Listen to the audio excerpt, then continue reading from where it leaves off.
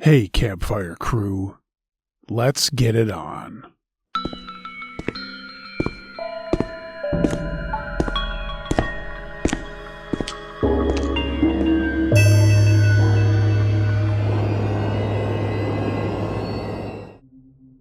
Unsure of Woman's Intentions by Thousands of Worms. This situation happened maybe a week or two ago, and it rubbed me the wrong way. Maybe you guys can tell me if I'm being rationally weirded out, or just paranoid. I'm a 27-year-old male, and it was my day off. The weather was surprisingly tolerable for a Midwest winter, so I decided to take my dog to the dog park. The dog park belongs to the property I rent from and is maybe a half block away at most. So to get to it, I have to cross my building's parking lot. I leashed my dog and headed down the sidewalk and towards the parking lot. I noticed an older woman in a bright pink coat talking on the phone in front of the building ahead of me. She kept pacing from the door to what I assumed was her car, looking visibly exasperated and being very animated with hand gestures.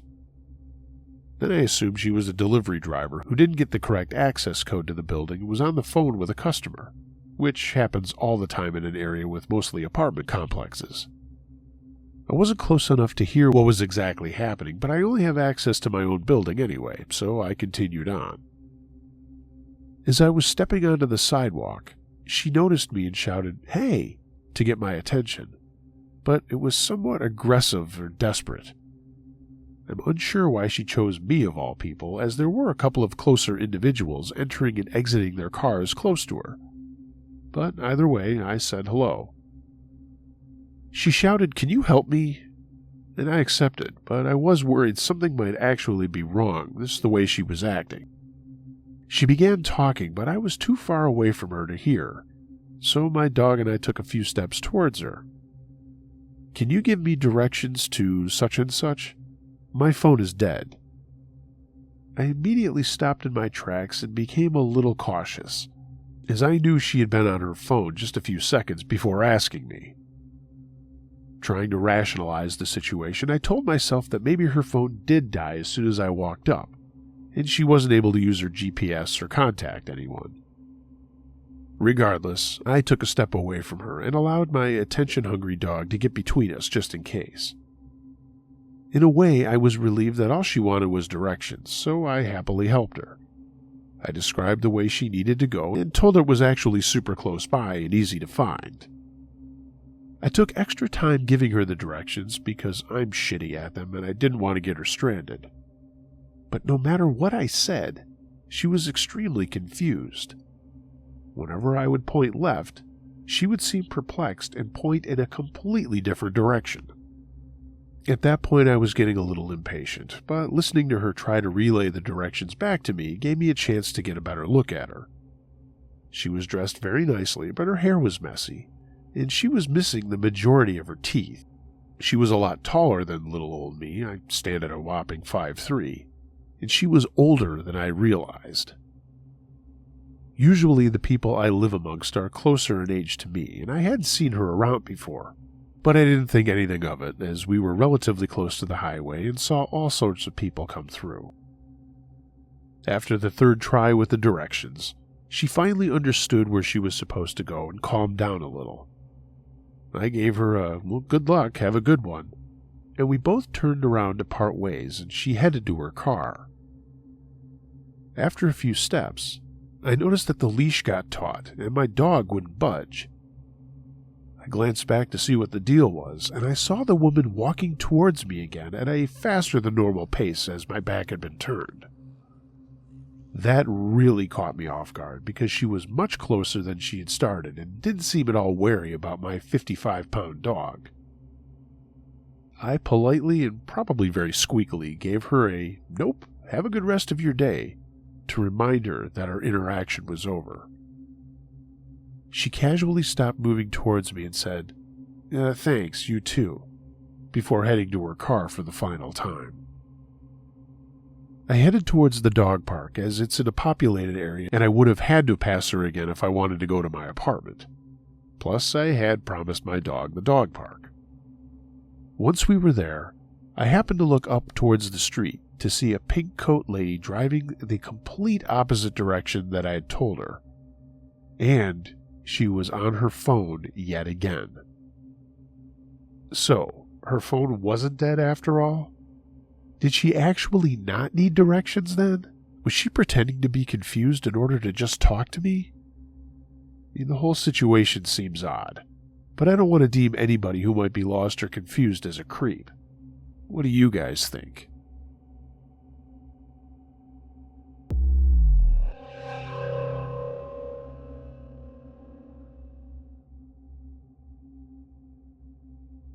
Ghost on the Baby Monitor by Expensive Ad.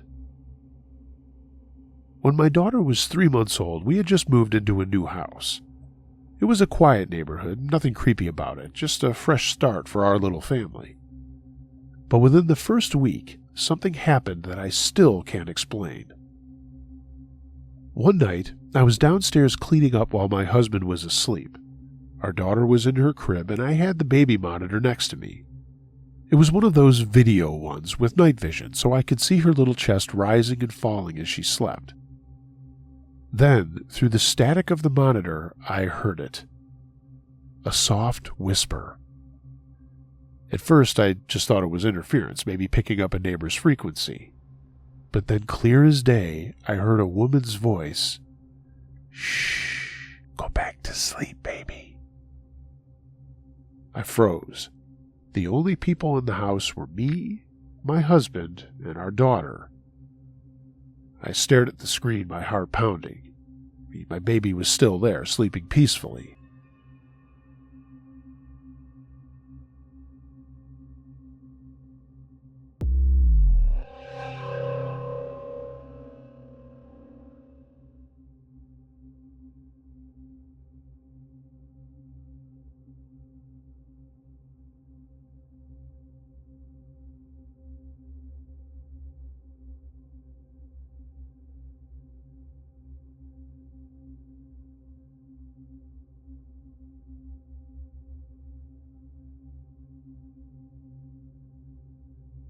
An Appalachian Tale by Ian Lineberry. Substack, Stretch Times. Check it out. The story I am sitting down to tell is a true one experienced by a faithful friend of mine, Sam, and I. I'm often reluctant to tell this story at length to most people, as the subject matter is unexplainable and rather strange. I don't want to be viewed as the superstitious nut, but having guided all across the country and having extensive experience in many environments around the United States, I feel I have the authority to tell this story. Essentially what I'm saying is I've been around, in the deep dark hollows all across North America, and never experienced something so strange as I did that night. I don't fancify my experiences in the woods, nor do I hopefully imagine there's something more to a twig breaking. As anyone who has spent a good deal of time in the woods knows, eventually you'll experience something daring or fantastic. I'm a hunter first and foremost, and to a hunter there's always an explanation, a reason to the wilderness and her inhabitants. It's how we identify patterns and exploit an animal's rhythm to make a successful hunt. As a hunter, you're a sort of woodsman detective, piecing together clues to set yourself up for success. Let's just say this tale is a cold case. Let's get into it. It was early summer and I was itching to go camping. I had recently received a new tent and was eager to use it. I called up my good buddy Sam and we planned out our camping adventure. We considered going up to the Grayson Highlands or even south into North Carolina. After debating it, we decided it would be more fun to camp somewhere we wouldn't run into any other people. Deep in the woods, far from anyone else, where we could bushcraft, hoot and holler, and bring a gun without fear of scaring the yuppies camping next to us. While we both lived in the woods, I definitely had access to the most remote stretch of woods between us. So we loaded up our stuff and began hiking deep into the valley below my childhood home. The hike was almost completely straight down a steep hillside, deep into a hollow that held a small patch of flat land, a floodplain area, and a creek. The small creek that ran gave the area a beautiful ambience. Early signs of summer were visible all around, and the weather was great. We hiked until we felt the need to start gathering firewood before nightfall. Behind us was a steep hillside that rose into the west for miles. In front of us was the creek, and to the left the start of another ridge and hillside that rose high into the east and north. To our right, the valley we were in continued to go down, cutting a deep valley, and on the other side of the creek another ridge, separated by a small stream from the ridge to the left, rising into the west and to the south. These two ridges in front of us ran for miles, and the little valley formed by the small creek split these ridges for a long way up until it hit the springhead. This is important for later in the story. Off to the right, further down the valley, more splits in the ridges were made by little tributaries. We started building camp by clearing the brush and leaves away and constructing a small fire pit. I placed a tarp on the ground to separate my tent from the damp earth.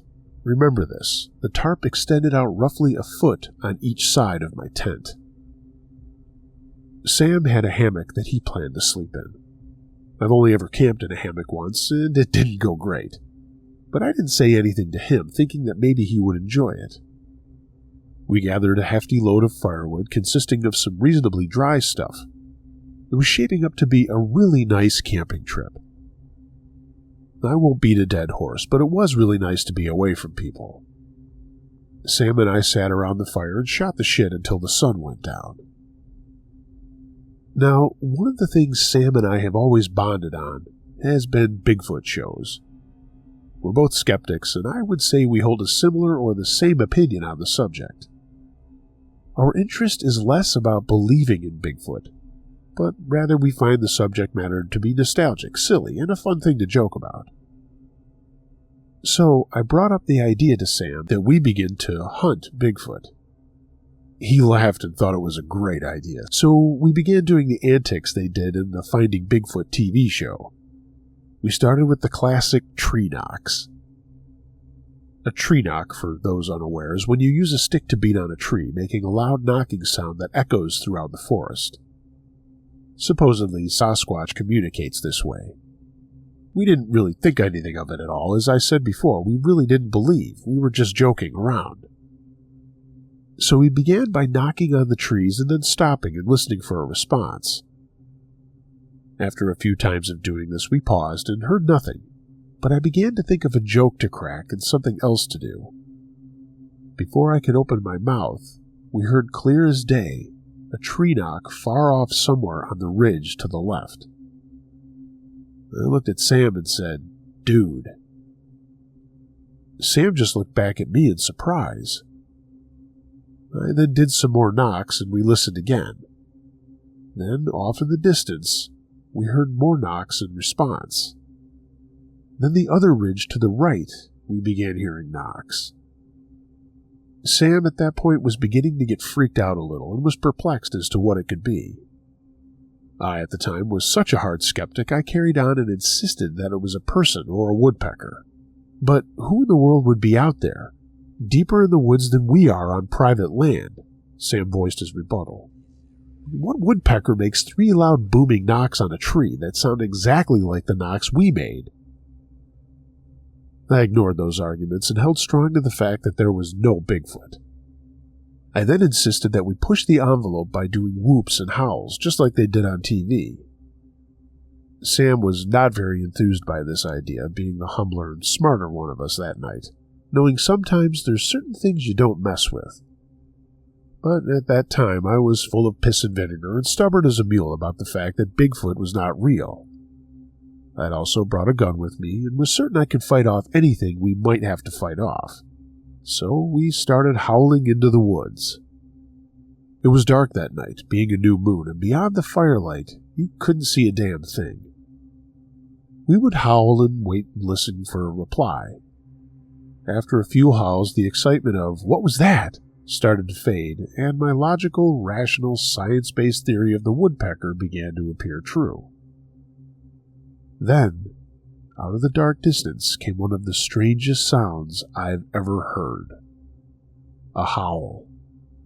Not a canine howl, not an owl's hoot, but a fucking ape howl. Sam's eyes were as big as backhoe tires, and even I was finding it hard to reason that one. Despite that, I continued my ignorant stubbornness and threw out another howl. Off to the left ridge, it replied to us again, the clearest ape whoop I've ever heard, as if it were recorded by researchers in the Congo. I looked at Sam, myself feeling more curious and excited than anything else, and I reiterated, "Dude." Then, something truly unexplainable and spooky happened. More whoops and howls began on the ridge to the right and further down the valley. And they weren't random. They had etiquette, as if they were chatting back and forth with each other. The one to the left would howl, the one to the right would whoop and howl. The first would respond, and then the one way down the valley would chime in. Sam was really freaked out now and began considering if we should leave. I, being a stubborn idiot, claimed it was owls.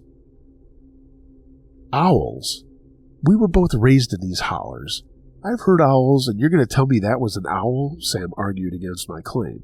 I mean, have you ever in your life heard an owl that sounded like a fucking ape? Well, no, I said, but there's no way Bigfoot is real. It has to be a bunch of owls speaking to each other. There's nothing else it could be. I was half laughing in astonishment and disbelief of what was unfolding. Sam and I kind of bickered for a minute over it, and then decided the wisest decision was to stop antagonizing whatever it was in the woods miles around us, whooping and knocking.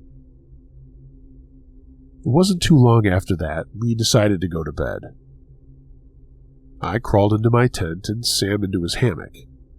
We left the fire going, and every time the fire died down, the woods came to life. Whether it was paranoia or paranormal, something was stirring. All around camp, we could hear what sounded like things being thrown and footsteps. From time to time, we would hear another knock or another howl coming from a new position. Sam would leap out of his hammock and chuck loads of wood onto the fire and make it as big as possible. He'd then lay back down to sleep. And this repeated about 3 more times. Each time the fire died, things got spookier and spookier. A few times Sam said, "Did you hear that?" And every time I would just blame it on possums nearing the camp, hoping to find food scraps.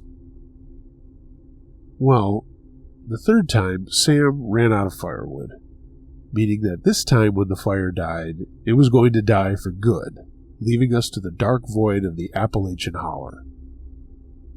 I vividly remember I had fallen asleep before the fire died, and after it died, there was so much stirring around camp, I began to wake up. I was slowly waking up, thinking I was having some sort of nightmare, when I finally fully sobered and realized that my dream was pleasant. It was reality that was full of frightening sounds and things that go bump in the night. The woods around us had become loud with unexplainable movement, the movement of multiple large things. The whooping and knocking had stopped, which did not comfort me, with all the new sounds right outside my door. There was maybe a 30-yard perimeter around camp that the sounds didn't cross. Then suddenly, an extremely loud crashing began through the twigs, leaves, and branches. It was something large, running full sprint through the woods, starting maybe 50 yards away and running straight towards our camp. It grew louder and louder until the sound of crushing leaves turned to crinkling tarp. The creature was standing on the tarp my tent was situated on. I was frozen, like a child, frozen in fear, eyes wide open. My heart was pounding out of my chest so hard I thought it would explode. I then heard high above my tent, not near the ground, not 4 feet up, but high above my tent, the most terrifying sound I've ever heard. It was the sound of a huff and blow, exactly the way you would hear a gorilla do it on TV, or how the apes on the Planet of the Apes movie do it. 3 forceful huffs and blows. Then the creature turned around and ran back the way it came, back into the darkness of the night. Sam practically leapt out of his hammock and said, "You had to have heard that." I replied with, "Yeah, let's get the fuck out of here."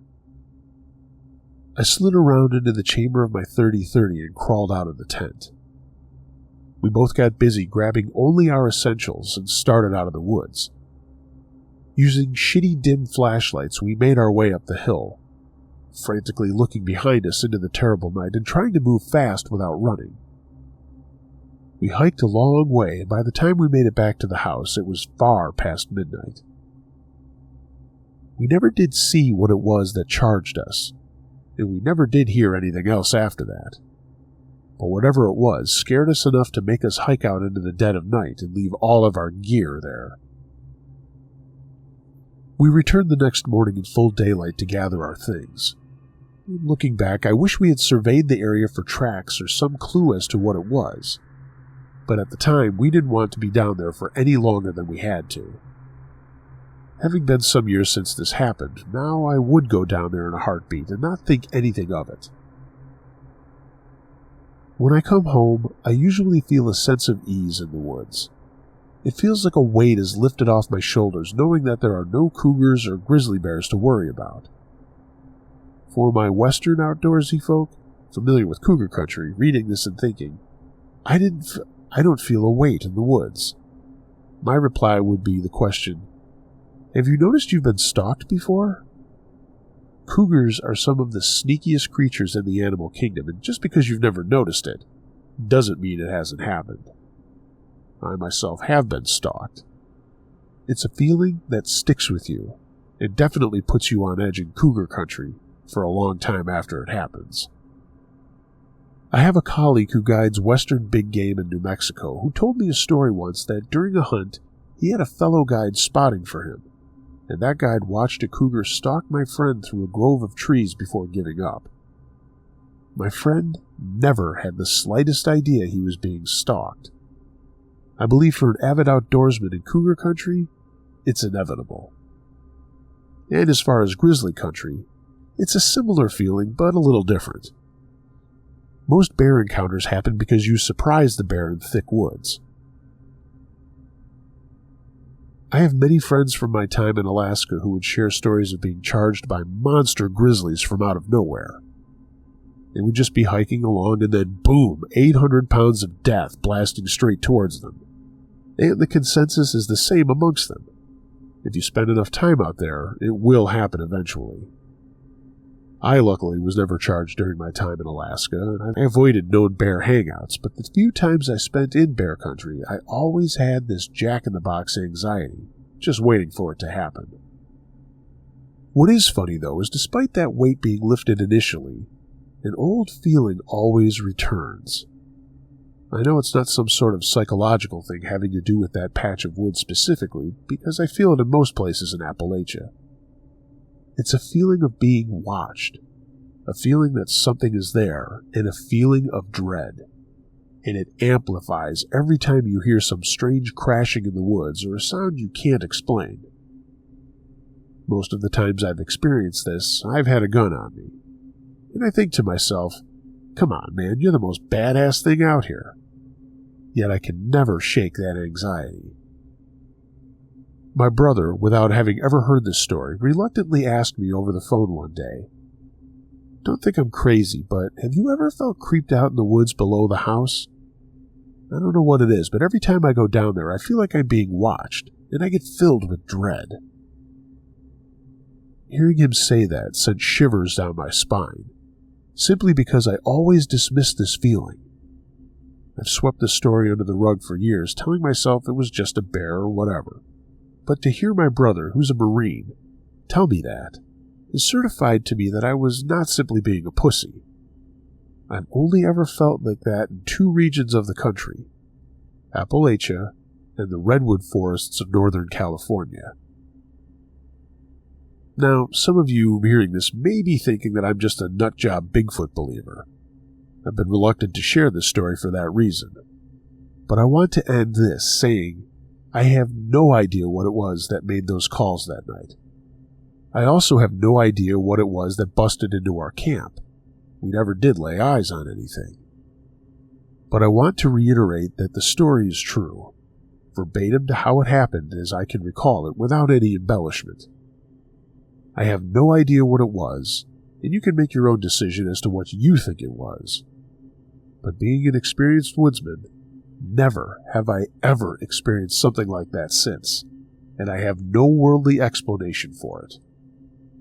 Those were the events that transpired that night, and I'll let you make of that what you will.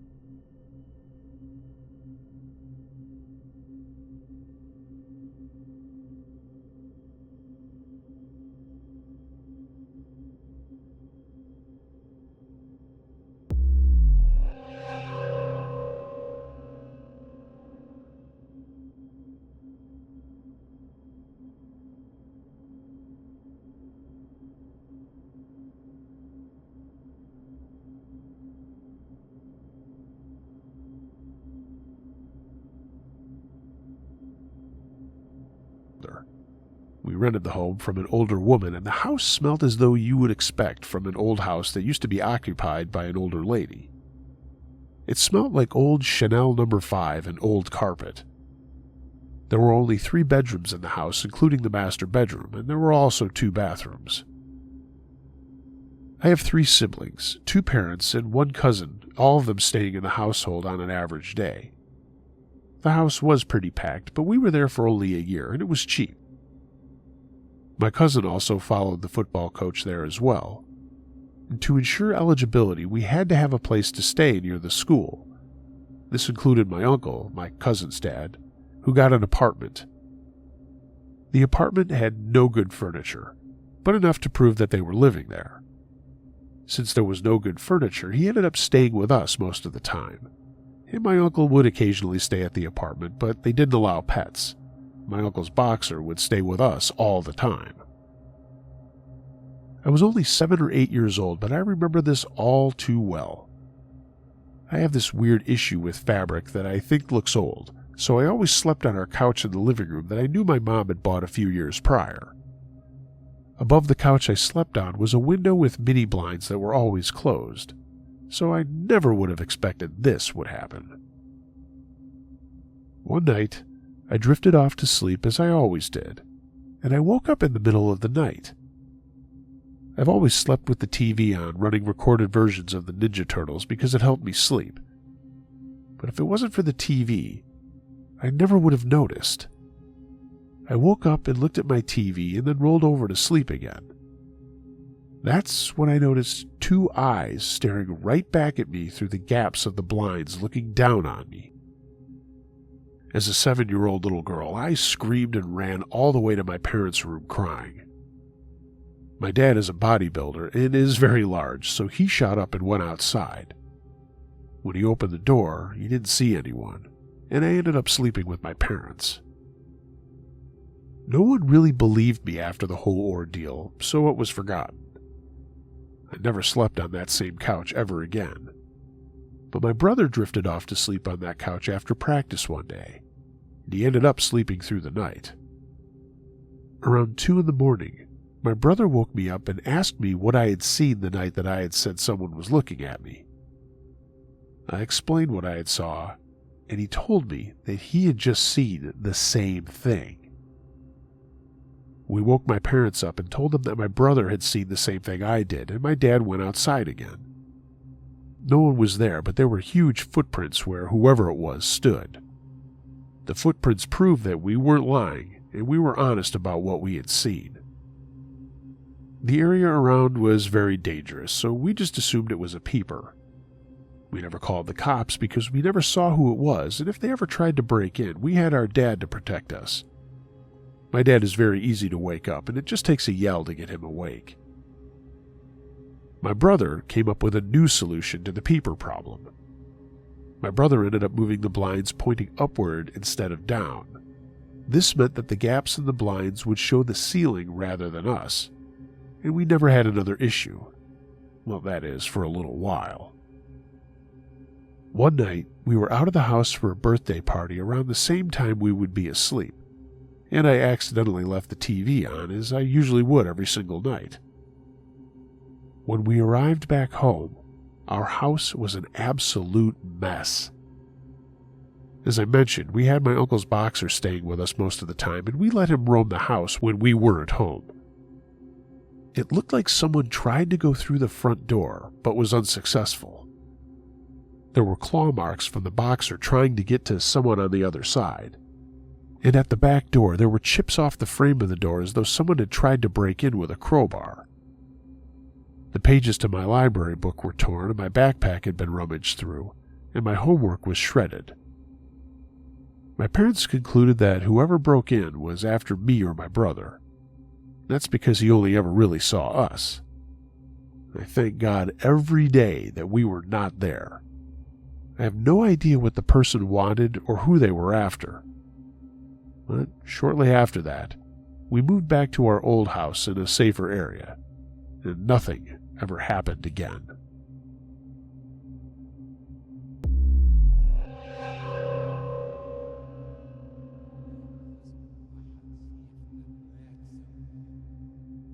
Train Nightmare by Ill Manufacturing.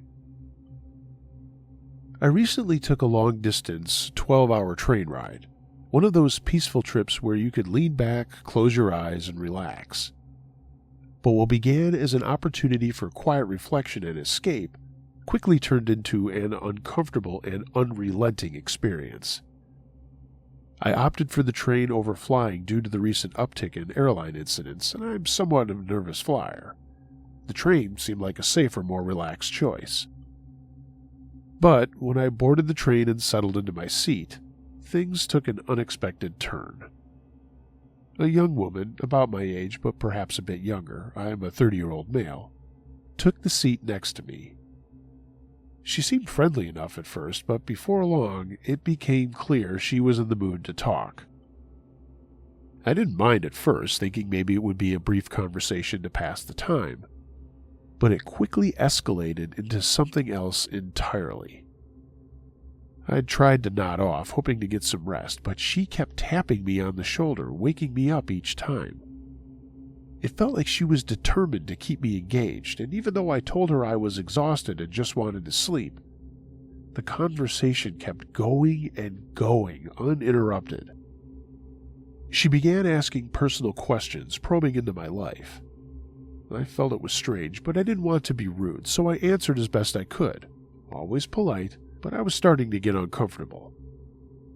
Then she started to reveal some deeply personal details about her own life. Her stories were heavy, and she didn't seem to care much about the fact that we were strangers.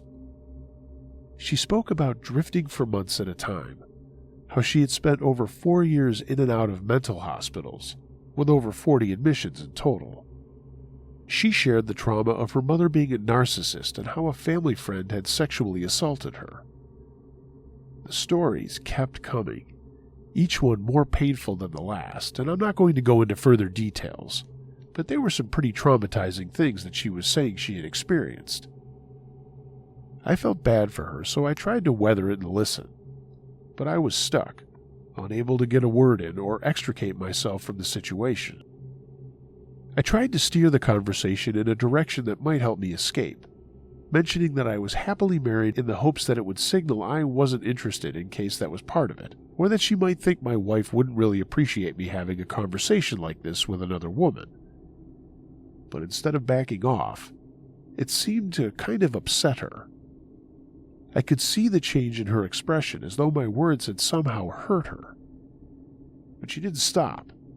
She pushed on, continuing to share more about her troubled life, even though I began offering little more than one-word answers, or in some cases, silence. I felt like I was a captive audience. At one point, I reached a breaking point. I finally told her as kindly as I could that I felt uncomfortable and didn't really want to talk anymore. But that didn't deter her either. She seemed unfazed and just kept going as if my discomfort didn't register. That's when I told her I needed to go to the bathroom, hoping it would offer me a break, even just for a moment. I moved to another car, trying to put some distance between us. But half an hour later, she showed up saying she'd been looking for me, and she sat next to me again. I couldn't take it any longer. I came up with a plan to bail at the next stop, even if it was nighttime in the middle of nowhere. I mean, anything was better than this situation. I told her I had to go to the bathroom again, and she started insisting that she should go with me this time. I realized it wasn't going to work out, and I had to think of something fast. Running out of options, I decided to just time it right. I waited until we reached the stop. I let the doors open and waited for the conductor's last announcement that the doors would close. And I waited an extra few seconds and then sprinted just before they did close. Luckily, I finally managed to get an Uber and stayed in a shitty hotel for the night. The next morning I checked my phone and read a text message that said, "Where did you go?" I never gave that woman my number.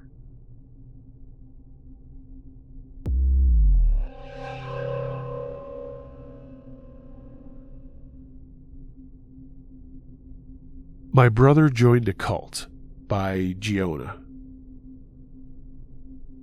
Forgive me if this is a bit scrambled. I'm on my third glass of wine and contemplating life right now. My brother Brian and I grew up very close. Movie nights with the family, family dinners, game nights, holidays, family road trips, very normal. We eventually grew up and now, both in our 20s, moved away from home, and I haven't seen him recently, but we text here and there to confirm aliveness.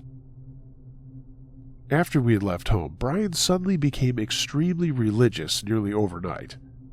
I'm talking extremely. Now, I don't judge anyone, but no one in our family is particularly religious, and he does not have religious friends. He found a church in his new city that he is giving his life to. He is completely isolated, and his only friend is the priest of the church. He's secretive about what church it is, but he spends all of his time there. Brian is there late night every night, supposedly helping clean up. But that just doesn't sound right to me. They took a mission trip to Mexico recently, and I can only imagine what in the world went on over there. The only media that he consumes is religious. He has no friends outside of the church, and he only goes to church outside of work. Before ending each conversation, he asks me, "Are you ready to give your life to God or suffer in hell?" You see what I mean? He recently took a trip back home to visit our family, and my mom said the whole thing was wrong. He sat silent much of the time, observing. Otherwise, he looked far removed even while looking right at her. His energy filled the room and made her uncomfortable. He was no longer the bubbly and affectionate guy he had always been. He kept his distance and had nothing to say. And when he left, she said she didn't expect him to come back. Once a month, we catch up by playing video games together. We'll play for hours. This is our bonding time. I always entertain his religious conversations, regardless of my opinion. Our last game night, he had so much fun he wouldn't let me log off until 2 a.m. But I recently found out that he gave his console away to a church member. I was upset. It felt like he didn't think about what that meant. We're not the phone call type, but we love video games and played growing up together, so game nights were perfect. He called me the other night to address the issue. He gave it away because his future wife, a premonition, is coming and she wouldn't like him playing with other girls, and he doesn't have time for anything except the church. I know this sounds absolutely too insane to be real, but unfortunately, it is. He assured me that he will be completely cutting me off because his premonition of a wife is more important than his relationship with me. He spoke with such clarity that it was terrifying to be so deluded, yet so sure of himself. What type of church influences you to cut off family and friends? He said he'll be moving overseas to find his premonition wife soon, and I am shocked. A premonition? Really? Our dad called him, and when asked for you to need her to cut her off, you must feel for her in another way than as your sister. Brian avoided the question and didn't answer my dad. Yeah, I know. How could it get worse than a premonition wife? I'm sick for many reasons. Losing sleep. I fear that my brother is in some sort of cult while under religious psychosis, on top of ruining our relationship with possible feelings towards me. His sister. I'm a mess of confusion. What in the hillbilly fuck is going on? How could it get worse? My mother believes it's his attempt at removing the temptation, aka me, from his life. I am stuck between wanting to understand what the hell type of church this is, and also agreeing, let's not meet. No one knows what to say to me, and I can't blame them. I'm mourning what was once our relationship, but the situation gives me chills, and I don't know where to go from here. All I can think of is this one quote that I've read somewhere. The more devout they are, the uglier their faith will become, since it is based on a lie.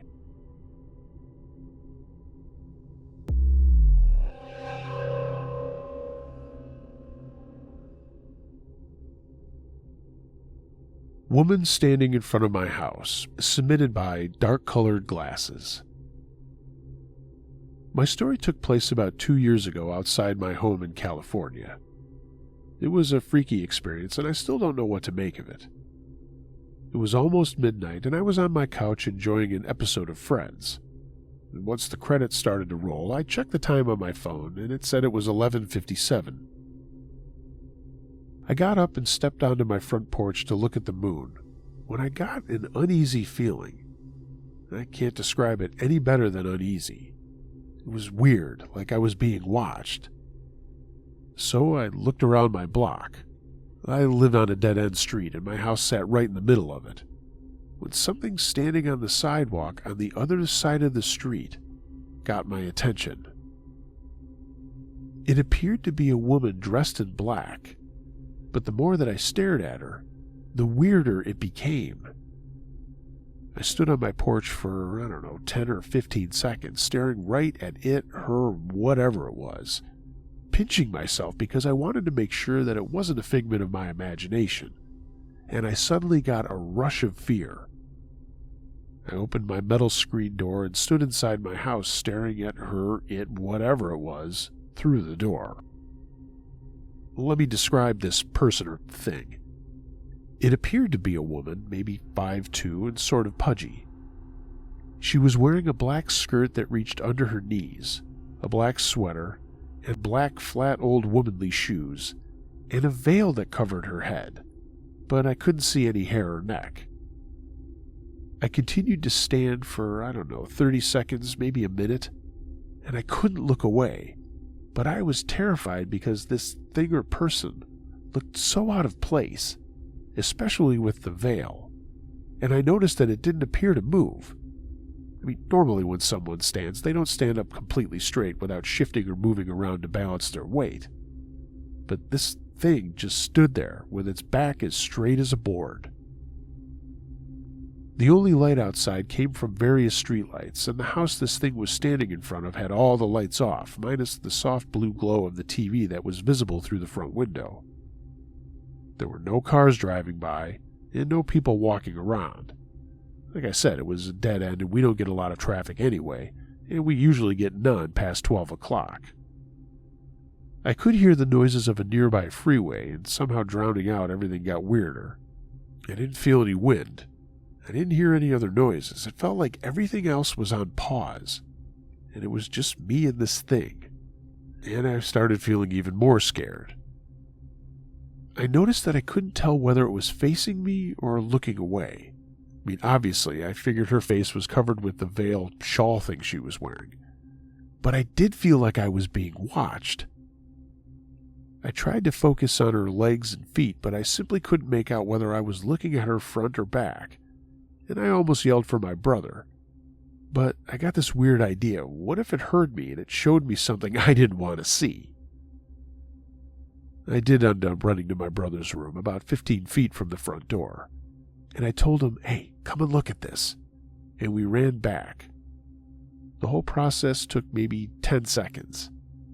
When we arrived at the door to look out, nobody was across the street, and everything was back to normal. We stepped outside onto the porch, and there were no cars, no people, nobody anywhere. Whatever it was had simply vanished. The next day I talked to my neighbor who owned the house where this thing, it, or whatever it was standing in front of. She said that she had never seen anyone out in front like that, but for some time someone had been leaving strange items on her porch, like bags filled with raw meat and hair inside. Some of it, she said, she swore was human hair. She'd made a complaint to the police, but there was not much they could do. She had no idea who was doing it, and always picked them up with a stick and threw them into her garbage tote. As for me, I still don't know what to make of that situation. I haven't seen that figure since, and I'm kind of hoping that I never do again.